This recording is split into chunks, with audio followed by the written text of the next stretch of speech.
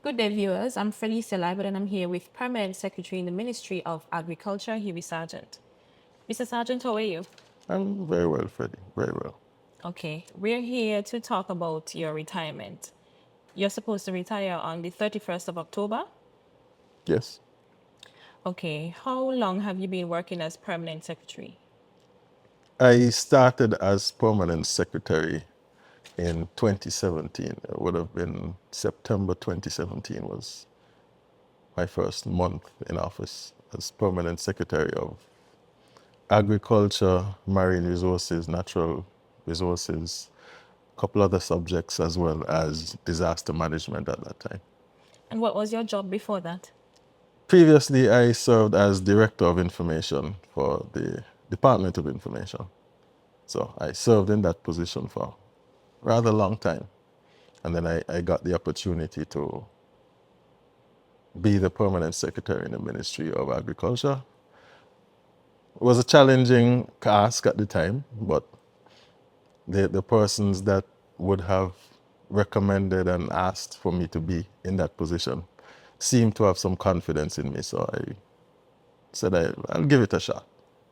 Okay, and as Permanent Secretary, what did your job entail? The permanent secretary formally is the accounting officer for the ministry. So we're responsible for the administrative functions to ensure there is that implementation of the policies and programs of the minister and the cabinet of the Nevis Island administration. We're also responsible for the financial management of all of the various resources. And of course, you know the saying, every boss has a boss. So the different departments, we look over the smooth running and financial operations of the various departments. In that ministry, it would have been Marine Resources, formerly Fisheries, and Department of Agriculture. And I think I mentioned earlier that we had the department or the Nevis Disaster Management Department at the time in 2017.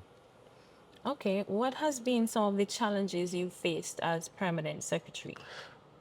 When I look back, and I think I really had a tough start. The As I said, the first month of being permanent secretary, Nevis had two hurricanes in that month. And being the permanent secretary, also responsible for disaster management. I don't think I had a chance to work in agriculture before. I started working with disaster management, and so indeed it was baptism by fire.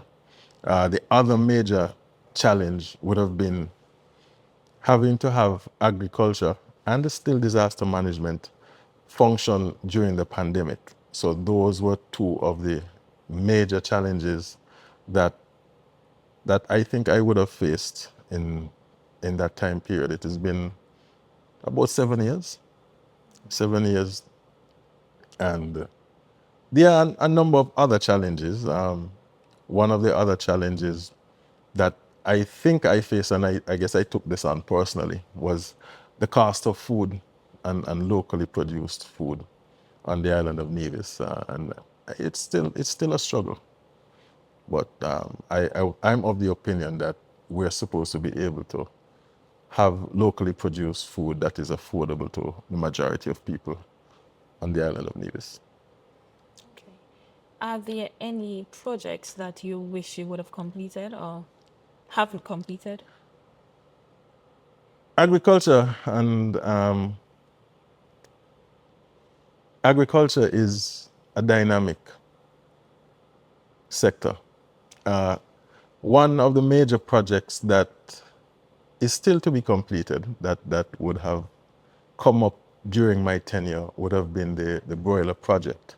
We, in 2020, just about the time of the pandemic, Mr. Floyd Liebert, myself, and the manager of the abattoir, Gary Griffin, we were just in a random conversation, and we started to think about, we're in a pandemic, we're going into a pandemic. The issue of whether our food supply should remain on what I would call the ships that bring the containers that bring our food on a weekly basis. What if the ships stop coming? What would become of our people? And the most consumed the most consumed meat on Nevis, well, on St. Kitts Nevis and probably throughout much of the Caribbean, is chicken. We have had minimal success in terms of persons who operate broiler operations. We are already self-sufficient in eggs for the most part. So we figure, if we are able to get to that stage where Nevis can supply its own chicken, we will be in a position to save the country a lot of money. I mean, Nevis imports about just under $3 million annually in terms of chicken, just chicken. In St. Kitts Nevis, when we did the studies, St. Kitts Nevis imported just under $18 million annually in just chicken. So when you look at the possibility of this project, the cost of establishing the project based on our research would have been certainly a lot less than the importation figures. So we figure it is a no-brainer. It should be something that is relatively easy to do. We have, however, met some bumps in the road, and we have the slaughtering equipment. We have lands allocated to farming, raising the broilers. We have persons who are very interested in participating in the project. So the building of the slaughterhouse is the major hurdle, and it seems as though quite a lot of persons are simply just waiting on that to be built so that they can focus on other aspects of the industry. Are there any plans in the works to construct the building? Yes, of course. We have had a design for some time now, more than a year and a half. We've had a design. The cost of construction seems to have been, seem to be the major problem. The cost of the construction, because one of the things, it is a specialized building, and you really don't want to be able to make any mistakes when in terms of construction, because it is a food area. It has to be constructed in such a way that it is easily cleaned, and so that some kind of sanitization is in place to ensure that the food coming out of that facility is always safe for people to consume. If asked, would you come back to consult after retirement to construct the building? Me being trained in communications, I don't think I have any particular expertise in construction. I will answer it that way. Okay. You spoke about the challenges. What about your greatest accomplishments? The greatest accomplishments, I would say, people. Just being able to talk to people, to be able to motivate people to understand that agriculture is a significant sector in the Nevis economy, and for them to be able to produce local food, and also to be able to want people to demand local food. I would say that would have been my, I don't even know if it is an achievement, but it was certainly a goal. In terms of physical, we would have established the Indian castle. It would have been established during my tenure, the Indian castle fruit orchard. And the goal at that time was to be able to ensure that not coconuts, but jelly water, we realized that there was an increased consumption of jelly water for some time. And a lot of the times, the jelly water that is consumed, particularly from persons selling on the side of the road, would have been jelly that comes from our neighbors in the Windward Islands. And you, by the time the jelly gets to Nevis, it's sometimes 5 to 7 days old or even longer. So there's always this mad rush to chop out the jellies, and so sometimes, I mean, the young men will admit that by the time you get the jelly and you put it, the jelly is stale. So that was the motivation. We saw that opportunity, and the Honorable Alexis Jeffers at the time, who was Minister of Agriculture, would have made some contacts in Guyana, and we were able to import the nuts from Guyana. And at Indian Castle, there was between 4 and 5,000 trees planted. And we believe once they start to produce in the fullness of time, it would be a significant revenue intake for the Department of Agriculture. Okay. How long do you think that will be before We they have, actually? well, the fruit orchard was established in, it would have been just after COVID. I think it might have been started work maybe the Easter of 2021. And it would have established quite a number of other fruit trees, because that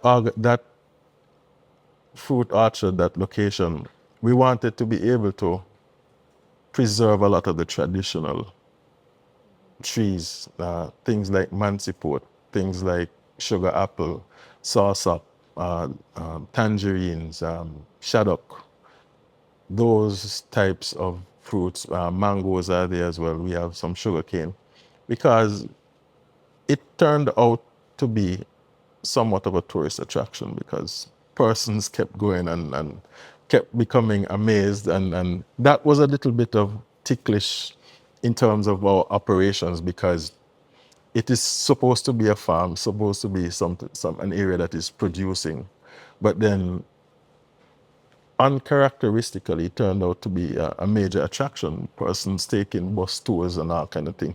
So it's like, what do you do as management? Do you allow it to be a tourism attraction, or do you focus on production? And then we also had, during my tenure, the Cades Bay Fruit Orchard, which that one was geared towards tourism, in that we felt that persons who, especially from North America, tourists, they did not have that connection with where your food comes from. Lots of times persons and children seem to think that food really comes out of the supermarket. They don't appreciate that persons have to till the soil, plants have to grow, and so on. So that was the idea for the Cades Bay Fruit Orchard. And yeah, we did some work with the abattoir. They've done some expansion in terms of the number of items produced. And that was easy, because we have a manager of the abattoir, Mr. Gary Griffin, who is always on the ball. So once he says,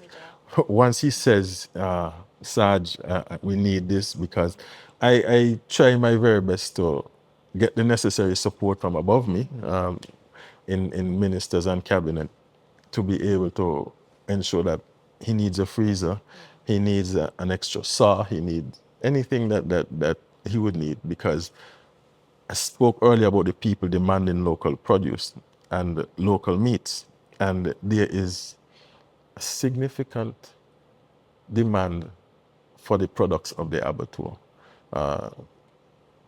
Ground beef, burgers, sausages, specialty cuts, those are all highly demanded.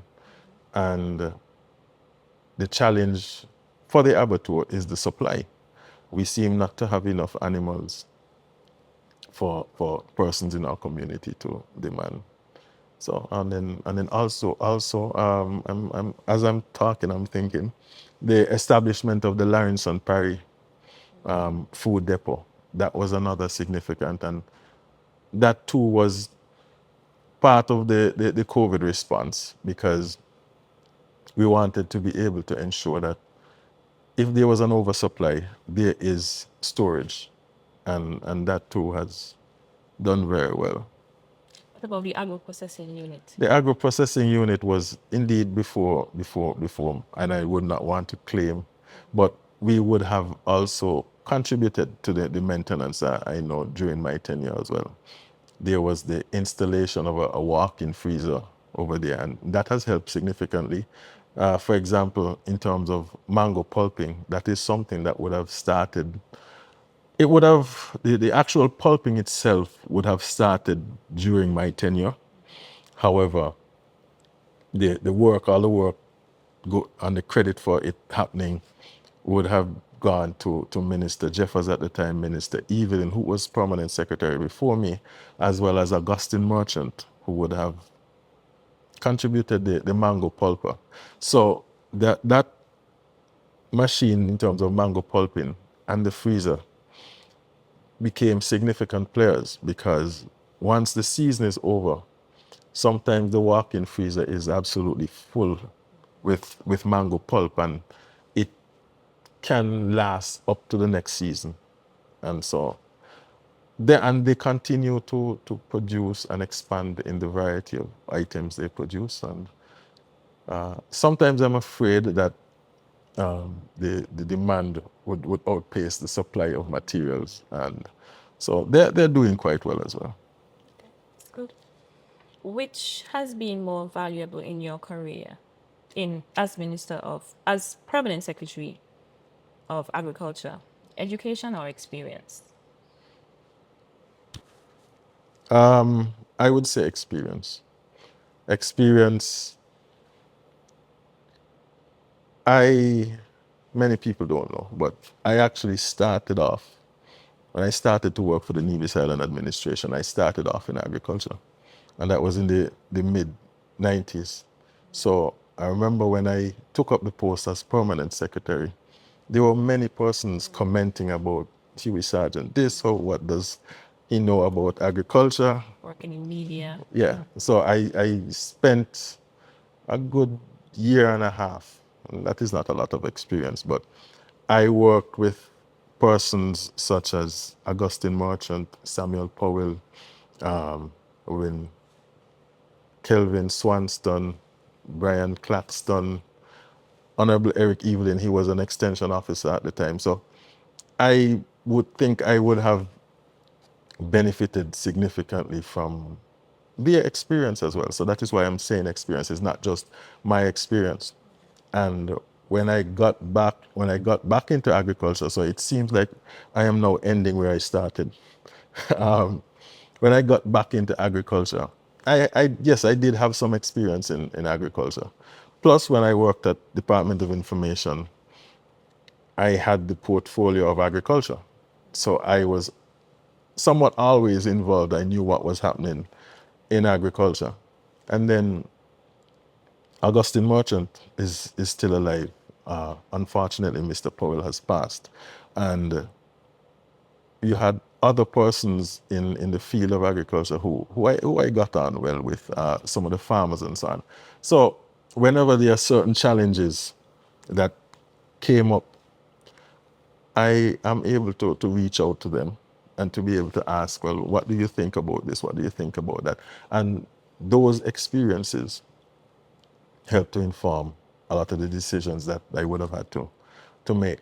Education is also very important, because the technical aspects of how things are accomplished, very important. There's no trade-off. But in my opinion, the experience and the day-to-day experience of both farmers and administrators and technical persons, those are what keep agriculture alive.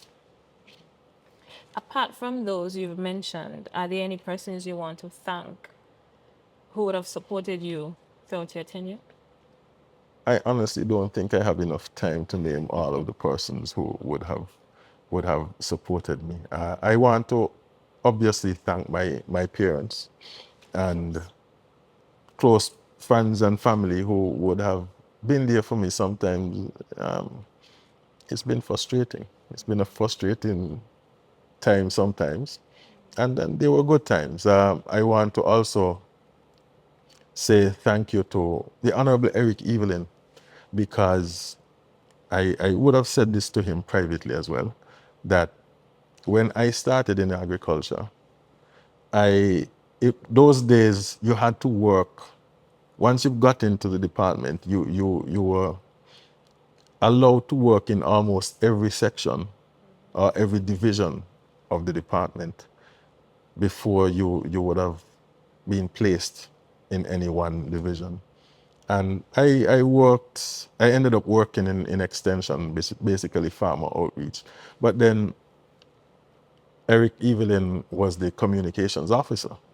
So Mr. Evelyn, I would say when I started, I worked with him, and he allowed me to get involved in media somewhat. So it is interesting that following working with Mr. Evelyn, I ended up studying communications.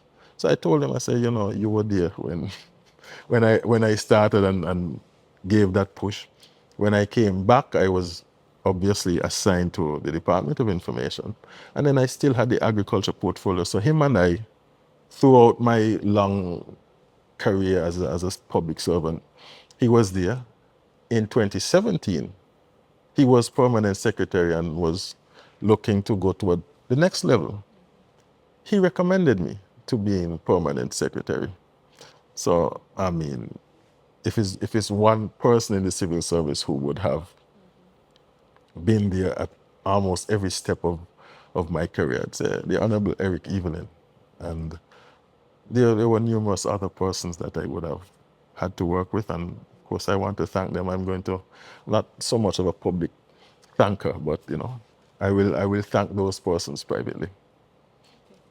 What advice would you give to your successor? Be patient and listen, because a lot of times persons who you interact with, they want to be heard. And if you come across as you not hearing, but you know everything, before they talk, you know everything, it is be patient and listen. You hear what they say, you hear their problem, you appreciate their problem. But then as an administrator, obviously, you don't have all of the resources to do everything that persons want of you. But there are certain bits of advice that you can give to them, and take vacation sometimes, please, because the burnout is real. Burnout is real. So those are the simple nuggets. Obviously, you have to be able to think on your feet, because agriculture is that one sector in the entire economy that can absorb every other sector. If you're doing chemistry, you have a place in agriculture. If you're doing engineering, you have a place in agriculture. If you're doing butchering, if you're doing farming, if you're doing fishing, everything you do in this community has a place in agriculture. So agriculture is the widest possible sector, and I feel lucky to have been able to work in agriculture. And the media. Media has a similar kind of portfolio, in that anything you do, media has an involvement in whatever you do. So I feel my experience over the years, yeah, I think I know a little of everything, but I don't know all of everything, all of anything. Anything else? You want to- I mean, I did some thanking before, and I want to just be grateful for the opportunity to have served and serve the people of Nevis. When I started, and to go back to when I was in media, one of the motivations was I used to look at TV from other islands and say, why Nevis can't be? And I said, you know, let me do media and see what can happen. And yeah, there was some growth in media while I was around. So I'm happy. I agree. I'm happy for that. I'm also, yeah, as I said, grateful that I could have served the people of Nevis, and I think I'm still relatively young enough to continue to serve. However, different capacities. So and just hoping that the service that I would have given would have been well received, that it was intention to help, so that I hope that people would have benefited as well from my service to the community. What are the plans for the future? My plans? To be happy, to be just very happy. Those are my plans. I mean, it's been a long road, and there are so many opportunities, and the office of permanent secretary allowed me to see so many opportunities, that not just agriculture, but there are significant opportunities out there. Our people seem to have a mindset of, if Freddie is doing something, rather than try to innovate, I'm going to copy what Freddie is doing. Same thing. Yeah, so that creates a problem for you and Freddie, because now you have to compete for a very small market. And Nevis is a very small market. So I'm intending to just firstly relax, be happy, clear the brain, and then go after some other opportunities. Hopefully opportunities that would allow me to serve Nevis, serve the people of Nevis. Well, Mr. Sargeant, I want to thank you for your contribution to Nevis. And I want to wish you all the best in your future endeavors. Hopefully, it's something that can benefit the Department of Information and Nevis. Thank you very much. Thank you for viewing.